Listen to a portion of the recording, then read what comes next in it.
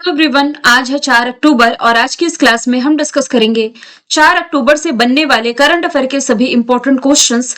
Previous class में हमने देखा था कि अमेरिका में 1 अक्टूबर 2025 से सरकारी शटडाउन लग गया है क्योंकि कांग्रेस में यानी कि यहाँ की संसद में बजट विधेयक पास नहीं हो पाया है। Bharat EFTA free trade agreement का मुख्य उद्देश्य है 15 वर्षों में भारत में $100 अरब का निवेश और 10 लाख रोजगार सृजन करना है। बालोद जिला छत्तीसगढ़ का है जो कि भारत का पहला ऑफिशियली तौर पर बाल विवाह मुक्त जिला बना है। प्रधानमंत्री नरेंद्र मोदी जी ने RSS के शताब्दी समारोह के मौके पर ₹100 का स्मारक सिक्का जारी किया जिस पर पहली बार भारत माता का चित्रण है। हाल ही में आंध्र प्रदेश पर्यटन विभाग को वैश्विक पर्यटन पुरस्कार मिला है। हालिया जारी आर्थिक स्वतंत्रता सूचकांक 2025 में भारत 128वें स्थान पर है। DRDO को recently business line change maker of the year award मिला है। इसके अलावा केंद्रीय मंत्री मनसुख मंडाविया ने my Bharat mobile application launch किया है। वनडे में दूसरी सबसे ज्यादा विकेट लेने वाली भारतीय गेंदबाज दीप्ति शर्मा बनी है। पहली है झूलन गोस्वामी। भारत की पहली महिला हॉकी कोच है प्रीतम सीवाच जिन्हें द्रोणाचार्य पुरस्कार मिला। और विश्व अंतरराष्ट्रीय वरिष्ठ नागरिक दिवस मनाया गया है 1 अक्टूबर को। तो ये सभी क्वेश्चंस हमने प्रीवियस क्लास में देखे थे और कल यानी कि संडे की क्लास आप लोग बिल्कुल मिस नहीं करेंगे। है तो रिवीजन क्लास, लेकिन आप लोगों के लिए कल ई बुक लॉन्च होने जा रही है स्पेशल ऑफर के साथ, इसलिए कल की क्लास आपने मिस नहीं करनी है। चलिए शुरू करते हैं हमारा पहला सवाल। टाटा समूह और एयरबस द्वारा किस राज्य में भारत की पहली निजी हेलीकॉप्टर असेंबली लाइन है जो ये स्थापित की जाएगी? तो आंसर इसका हो जाएगा कर्नाटका। ऑप्शन नंबर डी इसका राइट आंसर है। टाटा समूह और एयरबस मिलकर के भारत की पहली निजी हेलीकॉप्टर असेंबली लाइन कर्नाटक के वेमागल में स्थापित करने जा रहे हैं। यहाँ एयरबस का H125 हेलीकॉप्टर बनाया जाएगा जिसकी पहली डिलीवरी ये 2 साल बाद यानी कि 2027 की शुरुआत में होगी। अब स्थान यानी कि जहां ये बनाया जाएगा ये है वेमागल, कर्नाटका। हेलीकॉप्टर का मॉडल है एयरबस H125। समय सीमा की यदि हम बात करें तो 2027 के शुरुआत से हेलीकॉप्टर डिलीवर होने की उम्मीद है। इसका पर्पस है मेक इन इंडिया पहल को बढ़ावा देना, एरोस्पेस निर्माण में आत्मनिर्भरता हासिल करना और दक्षिण एशियाई देशों के साथ निर्यात करना है। भागीदारी की यदि हम बात करें यानी कि पार्टनरशिप की, तो टाटा एडवांस सिस्टम लिमिटेड और एयरबस के बीच ये सहयोगात्मक परियोजना है यानी कि दोनों मिलकर के ये परियोजना शुरू करने जा रहे हैं। और देखिए मैं आपको बता देती हूँ, यहाँ जो टर्म लिखा हुआ है एयरबस, ये 1 साल पुराना करंट अफेयर है। 1 साल नहीं, अब हम कह सकते हैं लगभग 1.5 साल होने जा रहे हैं।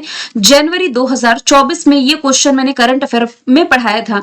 टाटा ग्रुप ने भारत की पहली प्राइवेट हेलीकॉप्टर असेंबली लाइन स्थापित करने के लिए किसके साथ समझौता किया है? ये क्वेश्चन मैंने आपको 31 जनवरी 2024 को पढ़ाया था। तो ये समझौता टाटा ग्रुप का एयरबस के साथ ही है। अब एयरबस ये किस देश की कंपनी है? तो ये फ्रांस की एरोस्पेस कंपनी हो जाएगी। तो ये भी आप याद रखेंगे। अब यहां से डिस्कस कर लेते हैं कर्नाटका के बारे में। कर्नाटक की राजधानी बैंगलोर वृषभावती नदी के किनारे बसी हुई है। मुख्यमंत्री सिद्धारमैया, राज्यपाल थावर चंद गहलोत है। नेशनल पार्क में अंसी कुद्रेमुख, नागरहोल और बन्नरघट्टा है। भारत का दूसरा सबसे लंबा केबल स्टे ब्रिज यहाँ ओपन हुआ है। यह रामनगर जिले का बदला हुआ नाम बैंगलोर दक्षिण है। प्राइवेट नौकरियों में 50 से 75% कन्नड़ लोगों को शामिल किया गया। बेंगलुरु में भारत की सबसे बड़ी तेंदुआ सफारी आम जनता के लिए खोली गई। नम्मा कंबाला फेस्टिवल मनाया गया। ग्लोबल ट्रैफिक इंडेक्स 2024 में ये ग्लोबली 6वें स्थान पर है, भारत की तरफ से टॉप पर है। गरुणाक्षी FIR पहल की शुरुआत की गई और कर्नाटक सरकार ने गरिमा से मृत्यु का अधिकार अपने राज्य में लागू किया और ऐसा करने वाला ये पहला राज्य बन गया है। आप ये भी रिलेट कर सकते हैं कि हिंदुस्तान एरोनॉटिक्स लिमिटेड के द्वारा भारत का पहला हेलीकॉप्टर मैन्युफैक्चरिंग यूनिट ये कर्नाटक के ही तुमकुरु में स्थापित किया गया जिसका उद्घाटन प्रधानमंत्री नरेंद्र मोदी जी के द्वारा किया गया था। अब देखिए यहां से बिहार, मध्य प्रदेश और छत्तीसगढ़ के करंट अफेयर हम डिस्कस कर लेते हैं। देखिए यदि आप रिलेट करेंगे छत्तीसगढ़ से तो छत्तीसगढ़ का एक जिला आपको याद आना चाहिए, यह है बालोद जिला जो कल हमने पढ़ा है। बालोद जिला क्यों हमने करंट अफेयर में पढ़ा था? क्योंकि ये भारत का पहला बाल विवाह मुक्त जिला बना। मध्य प्रदेश के धार में प्रधानमंत्री नरेंद्र मोदी जी के द्वारा पहले मित्र पार्क का उद्घाटन किया गया। टोटल 7 मित्र पार्क बनने हैं अलग अलग राज्यों में, जिसमें कि पहला मध्य प्रदेश के धार में उद्घाटन किया गया। बिहार से यदि रिलेट करेंगे तो देखिए बिहार में इस साल का खेलो इंडिया यूथ गेम्स का आयोजन किया गया, जिसका ये 7वां एडिशन था। गज सिंह इसका शुभंकर था। पदक तालिका में महाराष्ट्र टॉप पर, जबकि मेजबान बिहार इसमें 15वें स्थान पर रहा है। सवाल नंबर दूसरा है, कौन है जो कि दुनिया में 500 अरब डॉलर की संपत्ति पार करने वाले या संपत्ति पाने वाले पहले व्यक्ति बने हैं? आंसर इसका हो जाएगा एलन मस्क। ये 500 अरब डॉलर की संपत्ति वाले पहले व्यक्ति बन गए हैं। टेस्ला के शेयर में अभी 4% की वृद्धि दर्ज की गई है। इससे एलन मस्क की संपत्ति 9.3 अरब डॉलर की बढ़ोतरी इसमें हो गई है। तो इस गति से यदि हम देखें तो 2033 तक यानी कि आने वाले 8 सालों में 10 खरब डॉलर की संपत्ति पहुंचने वाले विश्व के पहले व्यक्ति ये एलन मस्क ही बन सकते हैं। टेस्ला जो कि ई व्हीकल निर्माता कंपनी है, ये इन्हीं की है। इसके अलावा स्पेस एक्स जो कि अमेरिका की प्राइवेट स्पेस कंपनी, इन्हीं की है। ट्विटर के भी मालिक यही है। हमने करंट अफेयर में देखा था, आपको याद होगा कि लैरी एलिसन ये दुनिया के सबसे अमीर व्यक्ति बने थे सितंबर के महीने में, और इस मामले में इन्होंने पीछे छोड़ा था किसे? एलन मस्क को पीछे छोड़ा था। बिल गेट्स ये माइक्रोसॉफ्ट के संस्थापक हैं। पॉल एलन के साथ 1975 में इन्होंने माइक्रोसॉफ्ट की स्थापना करी थी। मार्क जकरबर्ग तो फेसबुक और इंस्टाग्राम इन्हीं का ही हो जाएगा। सवाल नंबर तीसरा है, किसे अंतरराष्ट्रीय पैरालंपिक समिति का अध्यक्ष नियुक्त किया गया है? तो अभी हाल ही में जो एंड्रयू पार्सन्स है, ये बन गए हैं इंटरनेशनल पैरालंपिक समिति के अध्यक्ष। मतलब कि तीसरे और अंतिम 4 साल के कार्यकाल के लिए चुने गए, यानी कि तीसरी बार चुन लिए गए हैं फिर से। ब्राजीलियाई एडमिनिस्ट्रेटर हैं एंड्रयू पार्सन, जिन्होंने 2017 में पहली बार इंटरनेशनल पैरालंपिक कमेटी के अध्यक्ष का पदभार संभाला था, और 2025 में ये तीसरा और अंतिम कार्यकाल अपना पूरा करेंगे। यहां से यदि मैं बात करूं इंटरनेशनल पैरालंपिक कमेटी की, तो इसका जो फॉर्मेशन ईयर है ये हो जाएगा 1989। इसका हेडक्वार्टर हो जाएगा बॉन, जर्मनी में, और इसके प्रेसिडेंट ये तो मैंने बता दिए, वाइस प्रेसिडेंट हो जाएंगे डुआने काले। यहां से यदि मैं अदर ऑप्शन की बात करूं, जैसे कि अंतरराष्ट्रीय स्तर पर है अंतरराष्ट्रीय पैरालंपिक समिति, यहां भारत में राष्ट्रीय स्तर पर यदि हम देखें तो ये इंडियन पैरालंपिक एसोसिएशन है, और इंडियन पैरालंपिक एसोसिएशन के हेड हो जाएंगे देवेंद्र झांझरिया। जबकि इंडियन ओलंपिक एसोसिएशन की पहली महिला अध्यक्ष पीटी ऊषा है, जिन्हें आप उड़न परी या पायोली एक्सप्रेस के नाम से जानते हैं। क्रिस्टी कॉन्वेंट्री ये जिम्बाब्वे से बिलोंग करती हैं, अफ्रीकी कंट्री जिम्बाब्वे से, जो कि इंटरनेशनल ओलंपिक कमेटी की पहली महिला अध्यक्ष बनाई गई। तो ऑप्शंस मैंने ओलंपिक और पैरालंपिक से ही रिलेट करके आपको बताए हैं। सवाल नंबर है चौथा, भारत और कौन सा देश है जो कि पहले दृष्टि बाधित यानी कि blind women's T20 cricket world cup का आयोजन करेगा? तो भारत के साथ श्रीलंका है इस टूर्नामेंट की मेजबानी करने जा रहा है अगले महीने 11 से 23 नवंबर तक। तो ये भारत और श्रीलंका दोनों ही मिलकर होस्ट करेंगे। इसका शुभारंभ दिल्ली में होने जा रहा है। यहां से यूएई और पाकिस्तान की यदि मैं बात करूं तो इस साल की जो चैंपियंस ट्रॉफी है इन्होंने ही होस्ट करी थी, जिसमें कि विजेता भारत था। वैसे आगामी खेल प्रतियोगिताओं की बात की जाए तो 2026 में बैडमिंटन विश्व चैंपियनशिप दिल्ली होस्ट करेगा, pickleball world cup America, hockey पुरुष Asia cup Rajgir, T20 world cup पुरुषों का होस्ट करेगा भारत और श्रीलंका नेक्स्ट ईयर। महिलाओं का इस साल का world cup India champions trophy मैंने बता ही दिया। शतरंज वर्ल्ड कप इस साल गोवा में आयोजित किया जाएगा। FIFA mains world cup USA, Mexico, Canada 2026 में होस्ट करेंगे, जबकि महिलाओं का FIFA world cup Brazil host करेगा 2027 में। अभी रिसेंटली 17वें क्रम का जो पुरुषों का एशिया क्रिकेट कप रहा था यूएई में संपन्न हुआ दुबई इंटरनेशनल स्टेडियम में, जिसमें कि भारत ने पाकिस्तान को 5 विकेट से हरा करके ये खिताब जीता है। विश्व खेलों के 12वें संस्करण का आयोजन चाइना में, बॉक्सिंग चैंपियनशिप बैंकॉक थाईलैंड में, और पहला शतरंज ई स्पोर्ट्स वर्ल्ड कप की मेजबानी सऊदी अरब ने की है। अगला सवाल है, किस शहर में 11वां विश्व हरित अर्थव्यवस्था शिखर सम्मेलन आयोजित किया गया? रिसेंटली इसका आयोजन किया गया है दुबई यूएई में। ऑप्शन नंबर सी इसका राइट आंसर है। देखिए आयोजित हो चुका है, जिसमें कि 30 से ज्यादा देशों के 3300 से अधिक प्रतिभागियों ने भाग लिया है। ये जो 2 दिवसीय सम्मेलन था, इसमें नीति निर्माता, व्यापारिक नेता और इन्वेस्टर्स ने पार्टिसिपेट किया, जिसकी थीम रही है नवाचार यानी कि इनोवेशन के लिए प्रभावी हरित अर्थव्यवस्था के भविष्य को गति देना। यहां से यदि मैं बात करूं अदर ऑप्शन की, तो इस साल का रायसीना डायलॉग ये होस्ट किया है दिल्ली ने। दावोस स्विट्जरलैंड में वर्ल्ड इकोनॉमिक फोरम की बैठक का आयोजन किया गया। जेनेवा स्विट्जरलैंड में इस साल की WHO की बैठक रही। इसके अलावा कुछ अदर इवेंट्स रहे, जैसे कि विज्ञान शिखर सम्मेलन 2025 का होस्ट किया न्यूयॉर्क अमेरिका ने। ई गवर्नेंस पर 28वां सम्मेलन विशाखापट्टनम ने, भारत अंतर्राष्ट्रीय चावल सम्मेलन दिल्ली ने, विश्व सागौन सम्मेलन कोच्चि केरल ने, 5वां तटरक्षक वैश्विक शिखर सम्मेलन 2027 में चेन्नई होस्ट करेगा। संघाई कॉरपोरेशन ऑर्गेनाइजेशन का समिट इस साल का चाइना, नेक्स्ट ईयर का ये किर्गिस्तान होस्ट करेगा और इससे अगला होस्ट करेगा पाकिस्तान। 28वीं यूनिवर्सल पोस्टल कांग्रेस का आयोजन यूएई में, विश्व badminton championship next year Bharat host करेगा। नेक्स्ट ईयर का G20 अमेरिका, जबकि इस साल का G20 साउथ अफ्रीका होस्ट करेगा। इस साल का G7 कनाडा ने होस्ट किया। ग्लेशियरों के संरक्षण पर अंतरराष्ट्रीय सम्मेलन दुशांबे ताजिकिस्तान ने, वेब्स समिट मुंबई महाराष्ट्र ने, कोप 30 ब्राजील ने, बिम्स्टेक थाईलैंड ने, ब्रिक्स ब्राजील ने, वर्ल्ड इकोनॉमिक फोरम की बैठक दावोस ने, सागर माथा संवाद काठमांडू नेपाल में, रायसीना डायलॉग दिल्ली, जबकि 8वां हिंद महासागर सम्मेलन मस्कट ओमान में। अगला सवाल है, I am Georgia my root my principle नामक किताब किस देश के प्रधानमंत्री की आत्मकथा है? अब देखिए यहाँ क्वेश्चन में ही जवाब छुपा हुआ है, जॉर्जिया। जॉर्जिया मेलोनी आपको याद आना चाहिए, जो कि इटली की प्रधानमंत्री हैं। तो इन्हीं की आत्मकथा है, जिसका जिक्र भी हाल ही में प्रधानमंत्री नरेंद्र मोदी जी के द्वारा मन की बात में भी किया गया था, और ये किताब जल्द ही भारत में लॉन्च होने जा रही है। अब देखिए हालिया लॉन्च्ड किताबों की यदि हम बात करें तो डिफरेंट बट नो लेस किताब लिखी है अनुपम खेर ने, mother Mary comes to me Arundhati Roy की, tomb of sand Geetanjali Shree की किताब है, टाइम शेल्टर है जॉर्जिया गोस्पदनोव की, कैरोस है जेनी एरपनबेक की, और हार्ट लैम्प ये हो जाएगी बानू मुस्ताक की। यहाँ पर मैंने 2022, 23, 24 और 25 क्यों लिखा है? क्योंकि इन चारों साल में ये जो प्रमुख किताबें हैं, इन्हें इंटरनेशनल बुकर पुरस्कार मिला, और इन्हीं के सामने मैंने राइटर्स के भी नाम मेंशन कर दिए हैं। In praise of Collins politics किताब है मनोज के झा की, MS स्वामीनाथन किताब है प्रेमबदा जयकुमार की, वुमन लाइफ फ्रीडम है मरजानी सत्रापी की, a different kind of power है न्यूजीलैंड की पूर्व प्राइम मिनिस्टर जेसिका अर्डन की, a diary of cricketer wife है पूजा पुजारा की, द विनर माइंडसेट है सेन वॉटसन की, वाई भारत मैटर्स है अजय शंकर की, वाई द कॉन्स्टिट्यूशन मैटर्स है DY चंद्रचूड़ की, लियो द अनटोल्ड स्टोरी किताब है PS रमन की, 12th फेल अनुराग पाठक की है, और नाइफ किताब हो जाएगी सलमान रश्दी की।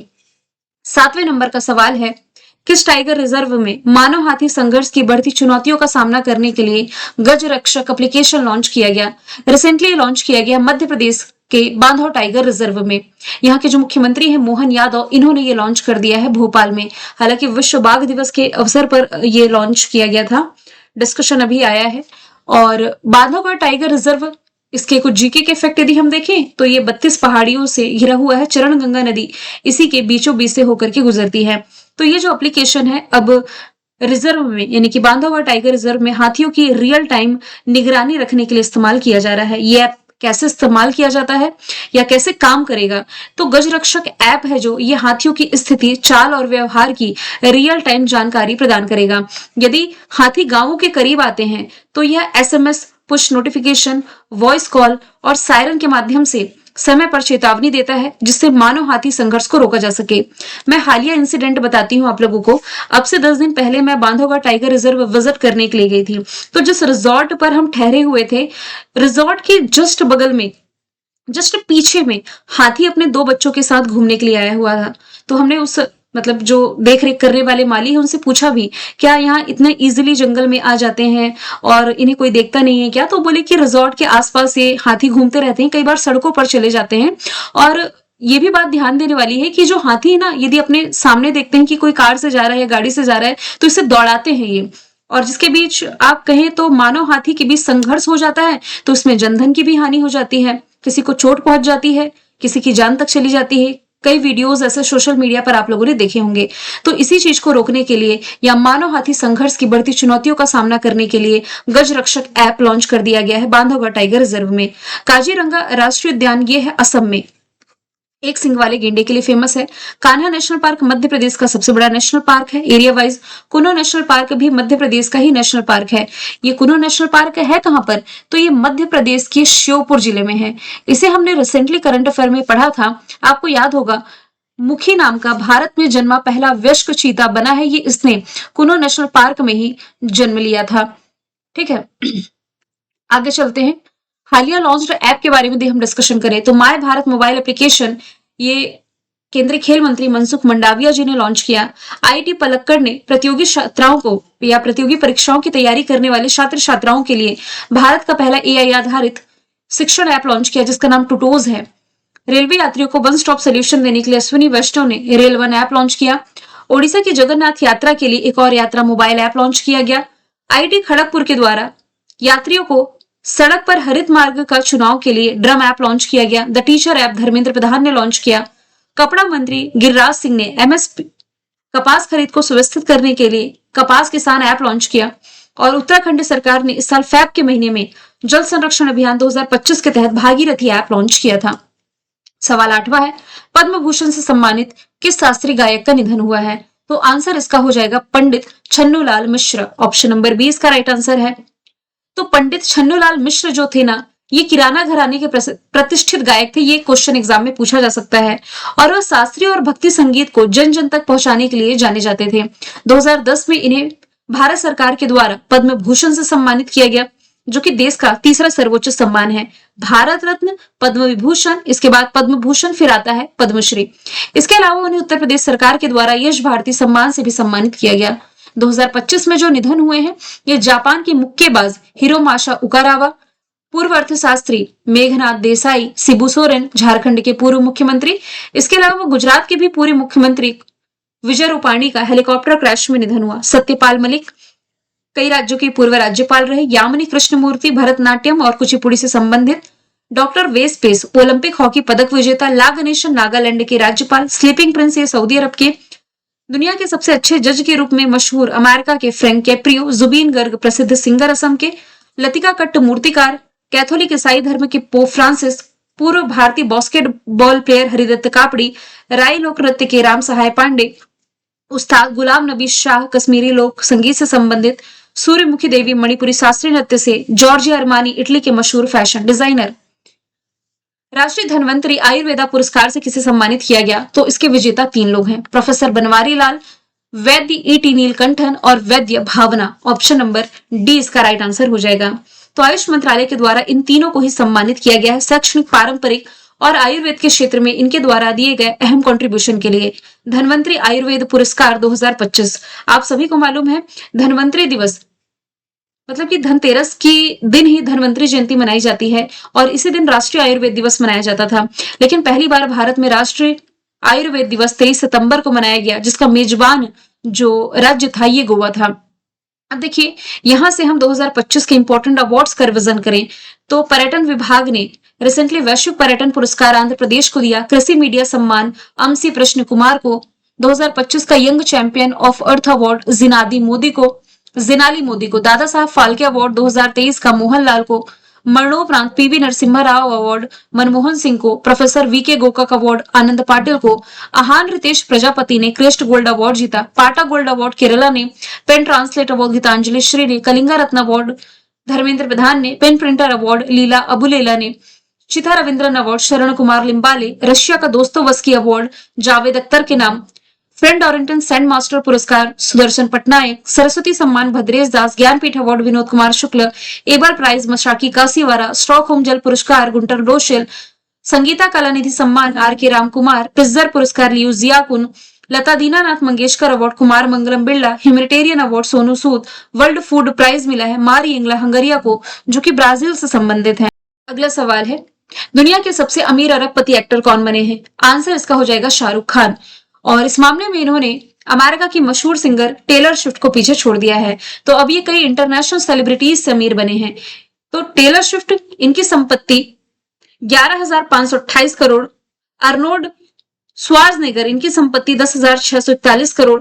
जेरी सीनफील्ड, इनकी संपत्ति भी मैंने मेंशन की है और सेलेना गोलमेज की भी संपत्ति मैंने मेंशन की है। ये एग्जाम का पार्ट नहीं बनेगी, बस मैं ये बता रही हूँ। इन मशहूर सेलिब्रिटीज से भी आगे निकल गए हैं शाहरुख खान, जिनकी टोटल नेट वर्थ जो है ये 12,490 करोड़ रुपए बताई गई है और उन्हें दुनिया के सबसे अमीर एक्टर का खिताब भी अपने नाम कर लिया है। इस साल का जो नेशनल फिल्म अवार्ड था, इसमें इन्होंने बेस्ट एक्टर का भी अवार्ड अपने नाम किया था फिल्म जवान के लिए। हालांकि बेस्ट एक्टर का अवार्ड ये विक्रांत मैसी को भी मिला था इनकी फिल्म 12th फेल के लिए, जबकि बेस्ट एक्ट्रेस इसमें रानी मुखर्जी रही हैं। सलमान खान और टाइगर श्रॉफ जो हैं, ये खो खो वर्ल्ड कप जो भारत ने होस्ट किया पहली बार, इसके ब्रांड एम्बेसडर रहे थे। आगे यदि हम चलें, बिग बैश लीग टीम के साथ अनुबंध करने वाले पहले भारतीय पुरुष खिलाड़ी कौन बने, जिसका आंसर था रविचंद्रन अश्विन। आज का सवाल आप लोगों के लिए है, शैलेश कुमार किस खेल से संबंधित है जिन्होंने नई दिल्ली में आयोजित वर्ल्ड पैरा एथलेटिक्स चैंपियनशिप 2025 में भारत के लिए पहला गोल्ड जीता। तो आंसर इसका जो भी आप कमेंट बॉक्स में बताइए। मिलेंगे नेक्स्ट वीडियो में। Thank you so much.